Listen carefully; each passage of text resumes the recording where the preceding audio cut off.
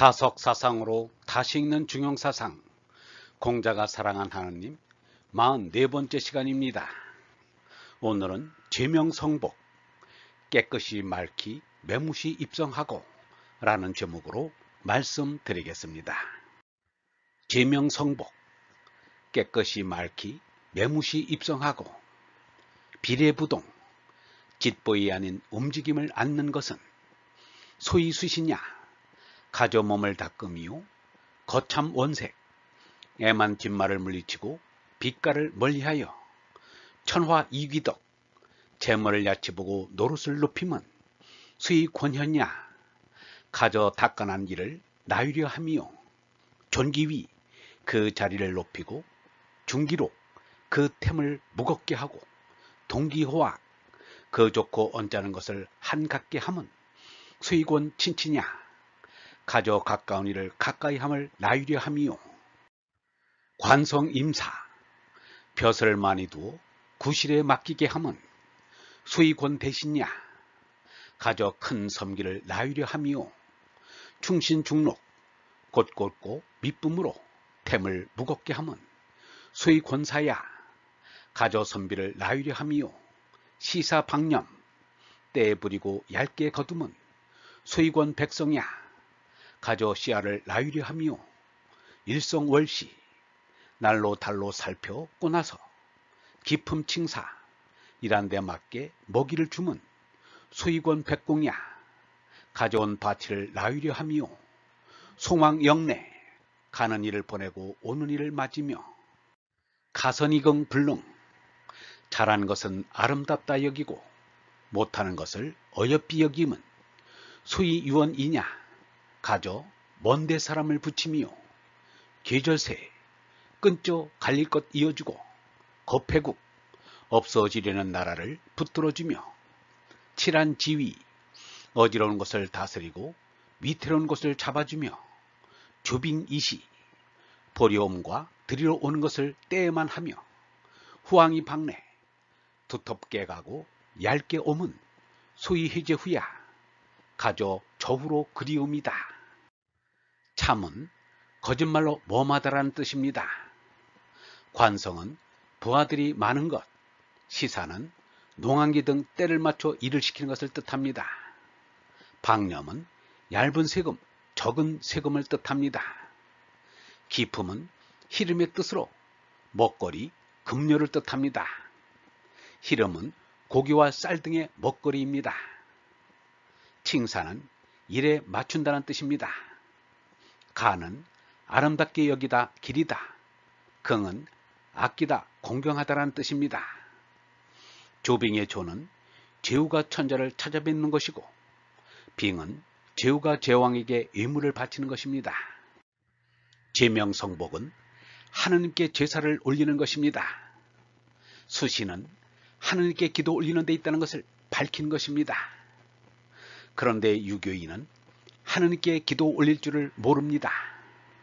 제물을 차리고 절만 할 줄 압니다. 신앙에는 제사신앙, 신조신앙, 깨달음신앙이 있습니다. 제사신앙은 가장 낮은 단계의 종교입니다. 말하자면 유치한 신앙입니다. 음식 제사를 정신의 기도로 지향하여야 유교가 살아납니다. 기도는 하느님과 얼로 통하여 어린 진리를 받는 것입니다.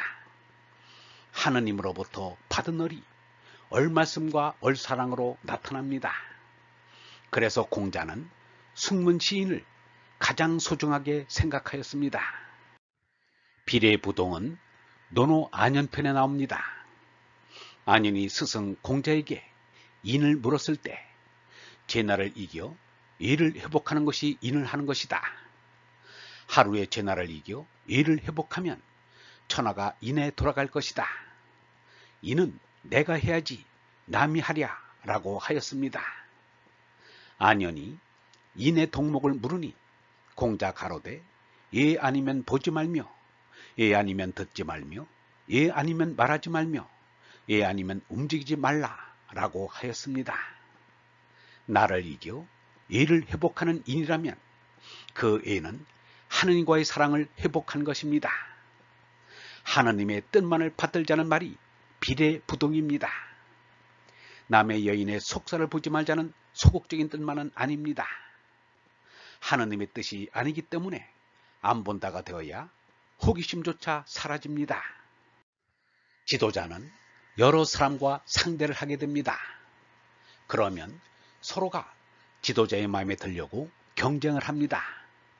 정당한 경쟁이라면 나쁠 것이 없지만 실력이 모자라고 심떡이 나쁘니까 자기보다 나은 일을 참원하여 상대방을 꺾으려 합니다. 지도자가 이 참원에 속으면 지도자 자격이 없습니다. 참원을 물리치는 것이 거참입니다. 지도자가 되면 돋보여 여인들이 유혹의 눈길을 보냅니다. 여인들은 힘있는 일을 좋아하기 때문입니다. 지도자가 여인의 유혹에 넘어가면 지도자의 자격을 잃습니다. 그러므로 지도자는 원색하여야 합니다. 지도자는 재물은 낮게, 소관은 높게 알아야 합니다. 그러면 어진 이들의 지지를 받게 됩니다. 중국 수나라 문제는 선정을 베푼 합격권에 드는 저왕입니다. 그래서 시호도 문제라는 문자를 받았습니다. 과거제도를 처음 실시하여 인재를 등용하였습니다. 백성들에게 시사방념의 정책을 펴며 농상을 장려하였습니다. 황실에서부터 근검절약하여 사치를 금하였습니다. 황자와 황후도 예가 아니었습니다. 유행을 금하고 금과 옥으로 꾸미는 것을 금하였습니다. 관리의 부정비리는 엄단하였습니다. 이렇게 20년을 계속하니 서민들의 살림이 풍족해져 태평성대를 구가하게 되었습니다. 정치적으로는 성공한 황제임에 틀림없습니다. 그런데 문제에게는 한 가지 중대한 허물이 있었습니다. 사람들을 믿지 못하고 의심하는 것이었습니다. 사람이 큰 돈을 지갑 속에 넣고 다니면 모두가 소매치기로 보입니다. 황제의 자리에 있으니 의인의 버릇이 생기는 것도 무리가 아닙니다. 문제는 사람들을 의심하여 까다롭게 감시하고 참소하는 말을 그대로 믿어 공신과 이 친구들이 모두 문제에게 죽임을 당해 목숨을 보존한 사람이 없었습니다. 그리고 자신의 자식들과도 모두 원수처럼 되었습니다. 중국의 황실에도 권력투쟁이 끊이지 않아 언제나 고륙상쟁의 피비린내가 풍겼습니다. 그래서 황제에게 친친의 중요성을 말하고 있습니다. 황실의 혈육들에게 신변 안전을 보장해 주라는 것입니다. 존기위, 중기록입니다. 존기위는 신분 보장이고 중기록은 생활 보장을 말합니다. 좋은 사람, 나쁜 사람을 따지지 말고 일지동인하여 불평불만을 없애라는 것입니다. 그런데 모두가 욕심을 버려야 하는데 욕심이 가득하니 왕족들은 왕위에 오르기 전에는 만족이 될 리 없습니다. 어떻든 군주제도가 없어지고 민주제도가 된 것은 황제들에게도 구원이 된 일입니다. 당나라 태종의 현무문의 변은 유명합니다. 태종이 등극하기 전에 태자인 형 건성과 아우 원기를 현무문에서 죽인 것입니다. 조카인 건성의 아들 5명과 원길의 아들 5명도 죽였습니다.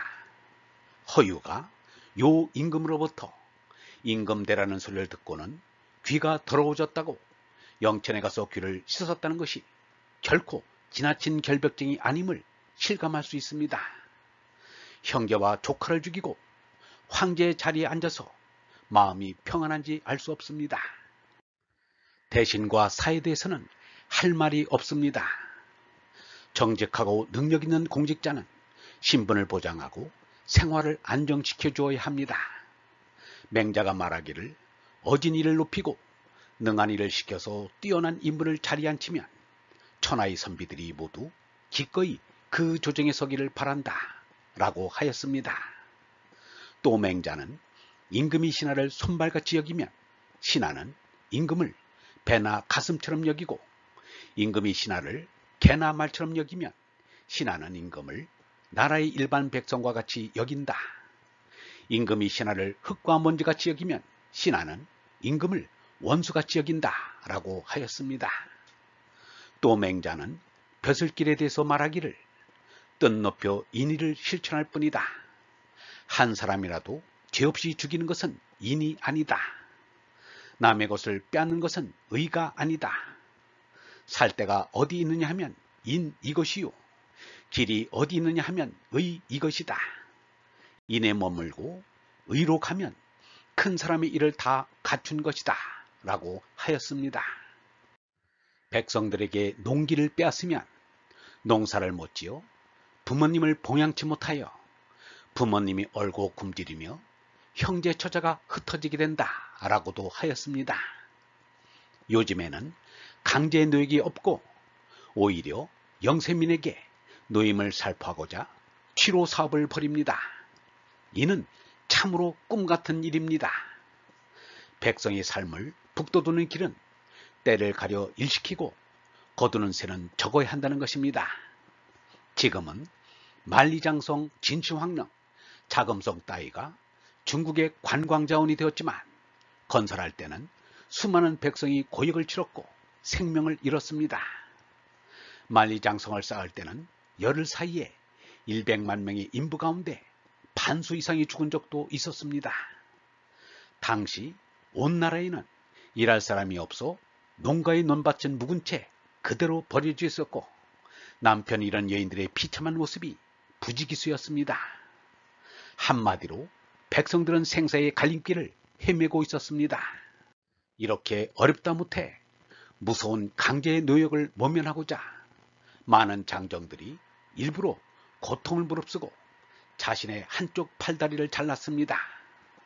그리하여 일생불구의 장애인이 되었습니다.